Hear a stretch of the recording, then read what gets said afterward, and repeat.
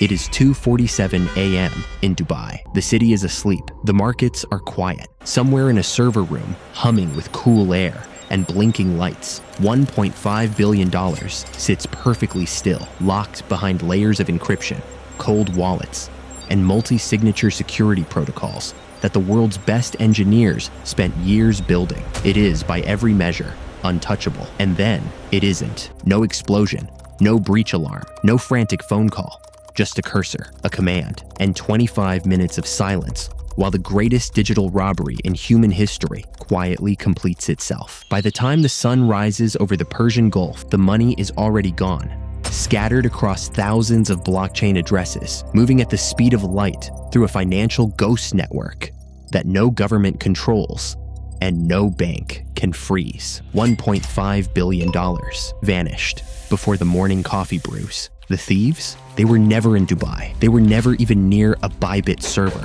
In fact, they had been inside the operation for weeks, hiding in plain sight, wearing the face of opportunity. This is not a story about hacking. This is a story about trust and exactly how a nation-state learned to weaponize it.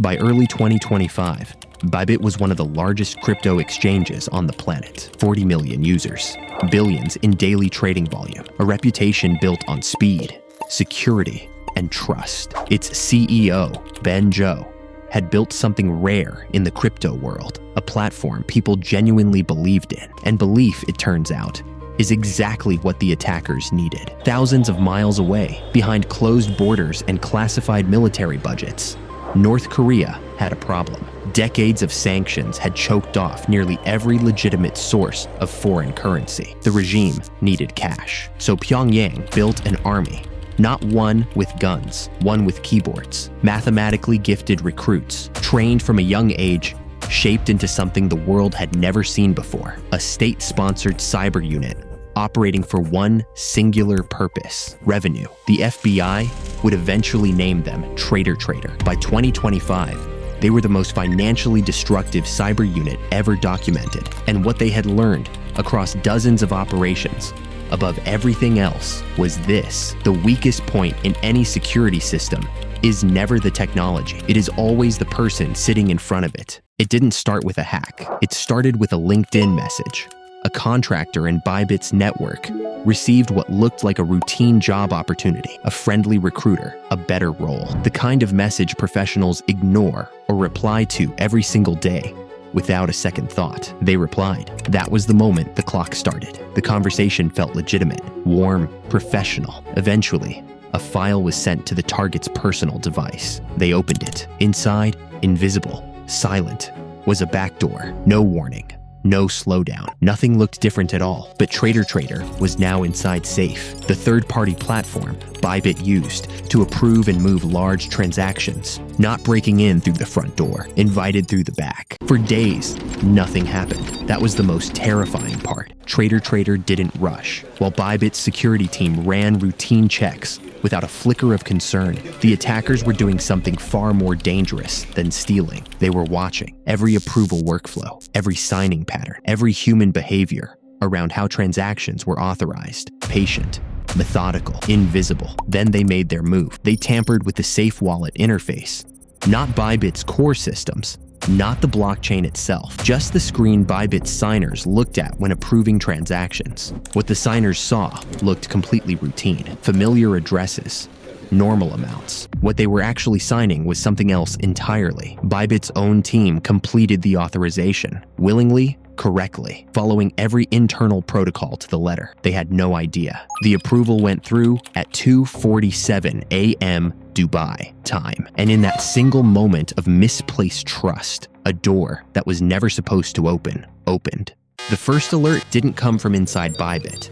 It came from the blockchain itself. On-chain analysts noticed it almost immediately. A Bybit cold wallet had just moved an extraordinary amount of Ethereum, not internally, not through any known process, somewhere outside, somewhere unknown. By the time Bybit confirmed what had happened, the money was already gone, fragmented across thousands of wallets, converted into Bitcoin, dispersed across multiple blockchains in a laundering operation of breathtaking sophistication. Chainalysis was called in. What they found stopped analysts cold. This single heist, one morning, 25 minutes, had netted more than all 47 cryptocurrency thefts combined across the entire year of 2024. But the detail that truly chilled investigators, not a single line of Bybit's code had been exploited. Every security layer had held. The vault was never broken. It had been unlocked from the inside by the people trusted to protect it. The vulnerability was never the technology. It was the human being who believed a stranger on the internet.